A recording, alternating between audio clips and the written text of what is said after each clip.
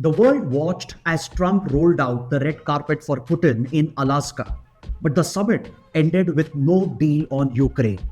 Here's what you need to know about this historic failure. Alaska wasn't chosen by accident.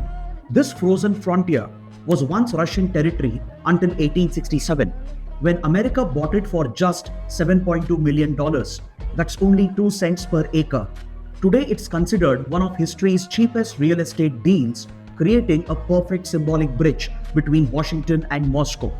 With only 88 kilometers of icy waters separating the superpowers at the Bering Strait, Alaska serves as America's frontline listening post that has monitored Soviet threats since the Cold War.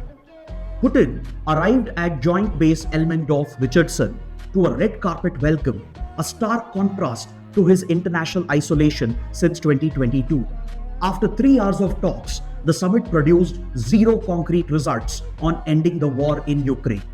Ukraine's President Zelensky was notably absent from these crucial talks about his own country's future. Both Trump and Putin discussed Ukraine's fate without any Ukrainian representation. This was very similar to how Trump struck a deal with Taliban in 2020 without even including the then Afghan civilian government. Putin's demands remain unchanged. Russia wants to keep all of Crimea plus the 4 regions it has illegally annexed since 2022.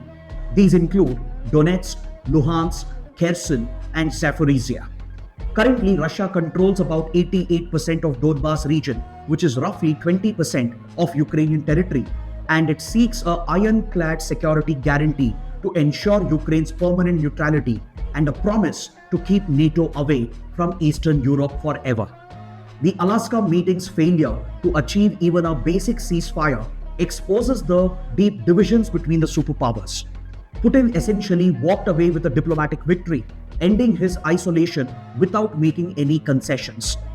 India was desperately hoping for this summit to succeed because a Ukraine peace deal could have helped New Delhi negotiate some relief from Trump's punitive 25% tariffs imposed on Indian goods for buying Russian oil by violating the sanctions that US has imposed against Russia.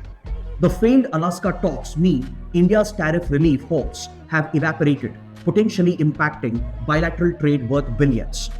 So at Alaska, Putin got his photo opportunity, Trump got no deal, and Ukraine still remains at war.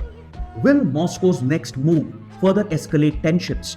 The stakes have just gotten higher for everyone. Let me know what you think about this in the comment section below.